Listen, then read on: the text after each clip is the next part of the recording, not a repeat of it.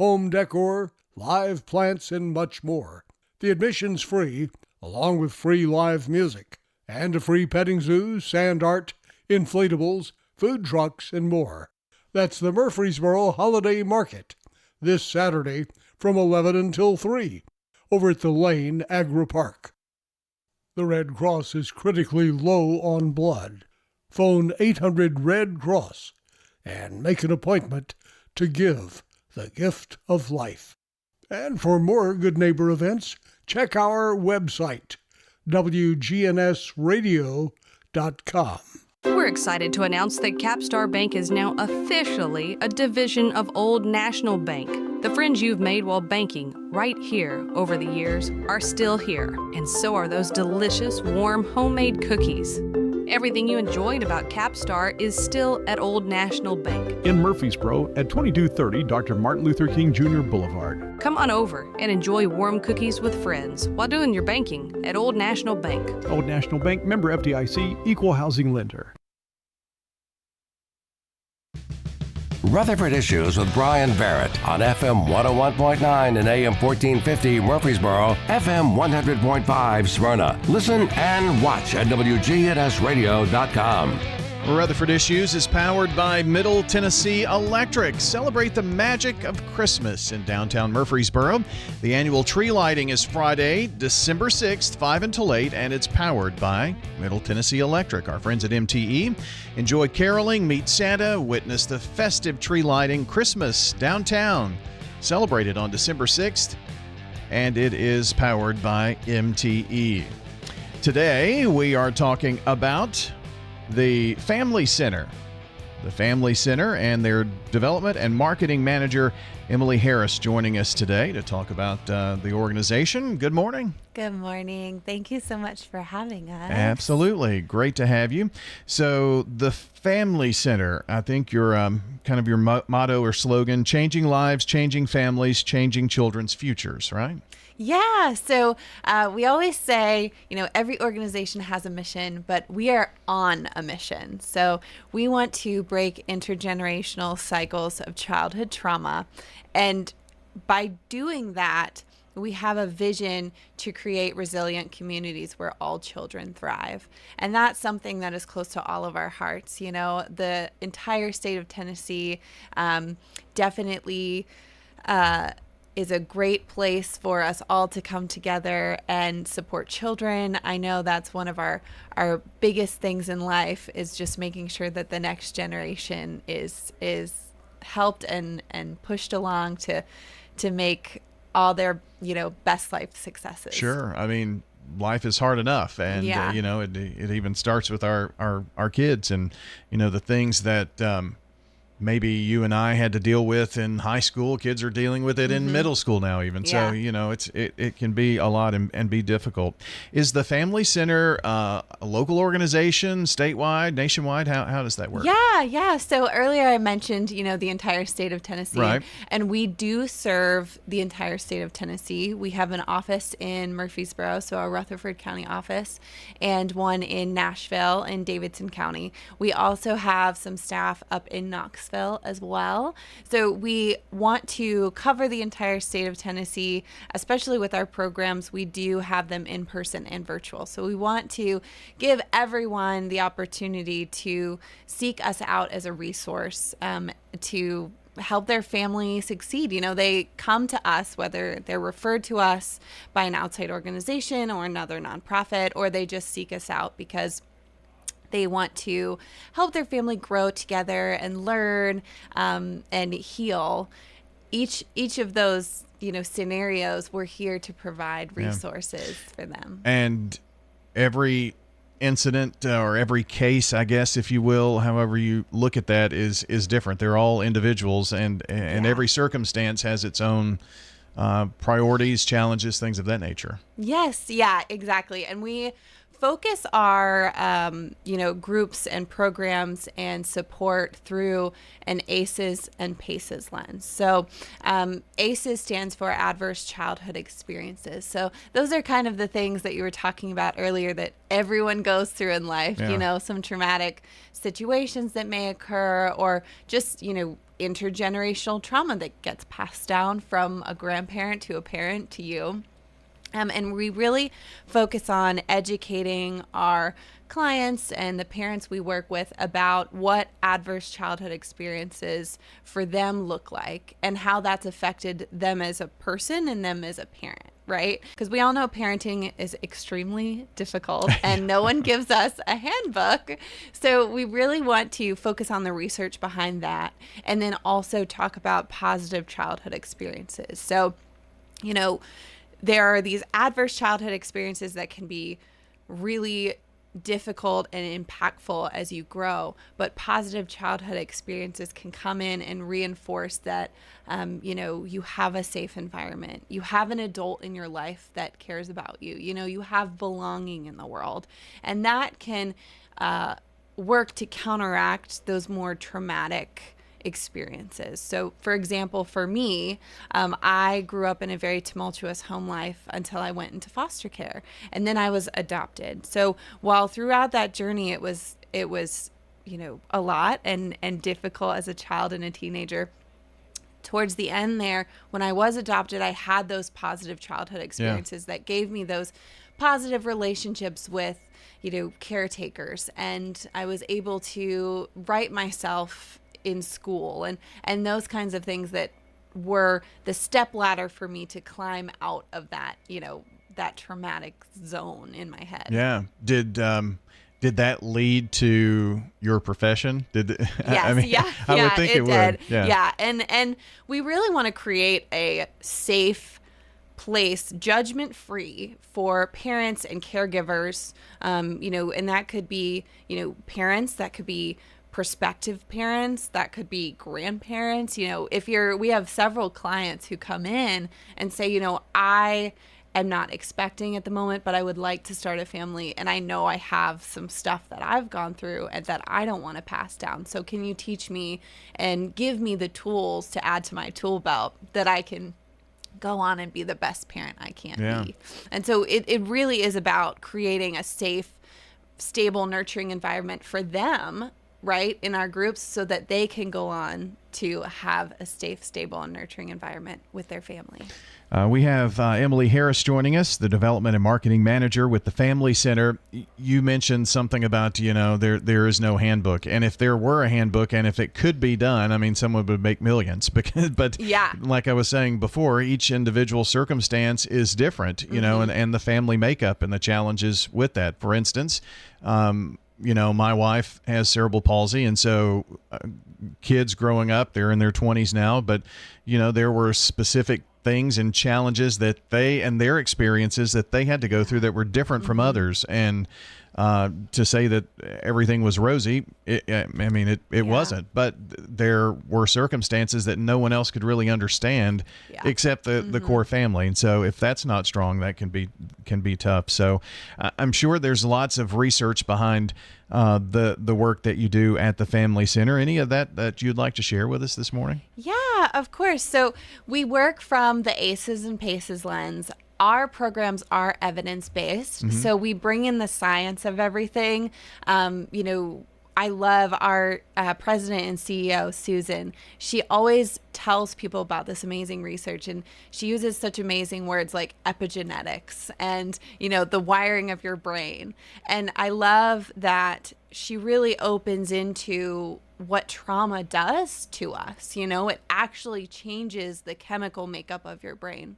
And so we dive a lot into that so that people have the awareness and understanding that, what happened to you is not your fault, but you have the agency to navigate it and become the person you want to be, right? So we have all of this research that we've, pulled together to create a program that covers a plethora of things. So not only do we talk about, the emotional resiliency of the parent, we talk about the emotional resiliency of the child. We talk about, how to establish positive routines, how to establish positive disciplinary plans, different types of things you navigate as a parent, whether you have picky eaters or, bedtime routines aren't going well. And, I call back to there's no handbook for parenting so much because it's so true. Right. I could go into, the bookstore and look for all these amazing parenting books that are great, but they're just a little tiny taste, right, of what everyone's experience is. So we want to provide one-on-one family coaching. We have a parenting group called Positive Parenting Plus. We do community connections. So we have wraparound services for families that qualify as well. And because each case is different, we connect with the families and we get to build out a program and a plan for them that works. And we really hope to be, a